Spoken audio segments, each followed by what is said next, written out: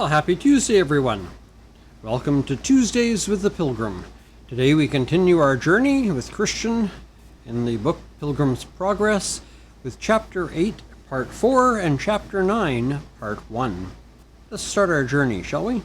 Talkative chooses to part company. Since you are so ready to listen to rumors, and to judge so harshly, Talkative countered, I cannot help but conclude that you are a fault-finding, unpleasant, and depressed person, not worthy of my conversation. So goodbye. After Talkative had left, Christian approached his brother Faithful and said, I told you how it would happen. Your words and his lusts could not agree. He would rather leave your company than reform his life. But he is gone, as I said, so let him go. The loss is no one but his own. He has saved us the trouble of leaving him, for if he goes on as he is, and he most likely will, he would have been a blot to our fellowship. Besides, the apostle tells us concerning such men to keep away from them. But I am glad we had this little discussion with him, said Faithful. It may happen that he will think of it again. But if he doesn't, I have been honest and straightforward with him, and if he should perish, my conscience is clear. You did well to talk so openly with him. There is not enough of this kind of faithful dealings with people nowadays.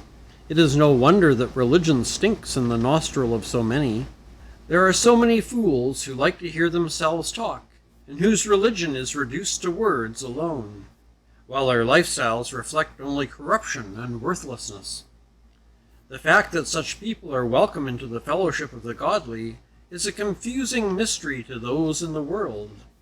It produces a dark blemish upon the name of Christianity and a deep grief in the hearts of sincere believers. I wish all brothers and sisters would deal with such people as you have done.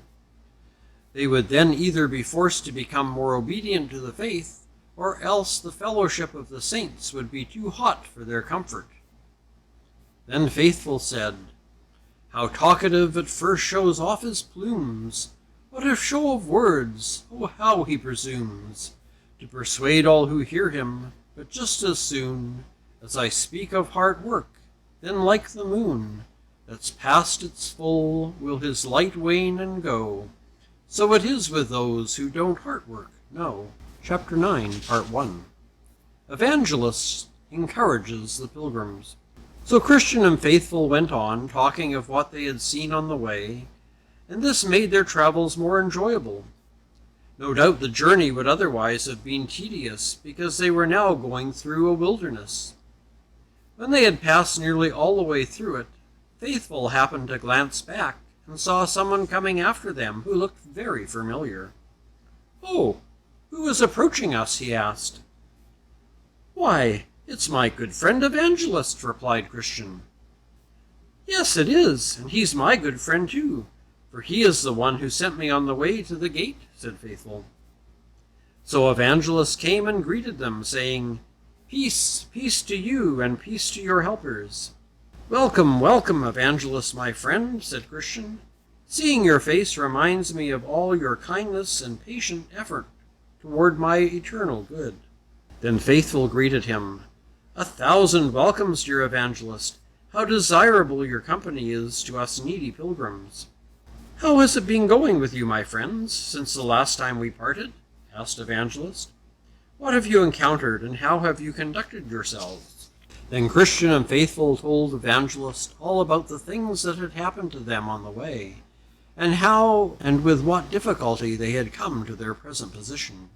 I am very happy, said Evangelist, not that you have met with trials, but that you have been victors. In spite of having many weaknesses, you have continued in the way to this very day. Yes, I am happy for both my sake and yours. I have sowed, and you have reaped.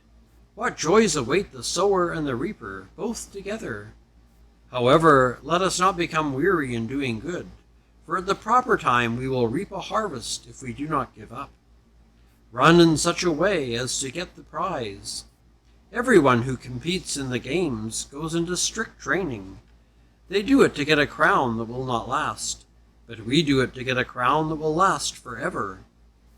There are some who set out to attain this crown, and after they have gone a good distance for it, they allow another to come in and take it from them. Hold on to what you have, so that no one will take your crown. You are still within gunshot of the devil. In your struggle against sin, you have not yet resisted to the point of shedding your blood. Let the kingdom be always uppermost in your minds, and believe unflinchingly in the things that are unseen. Let nothing that is on this side get within and attack your heart itself.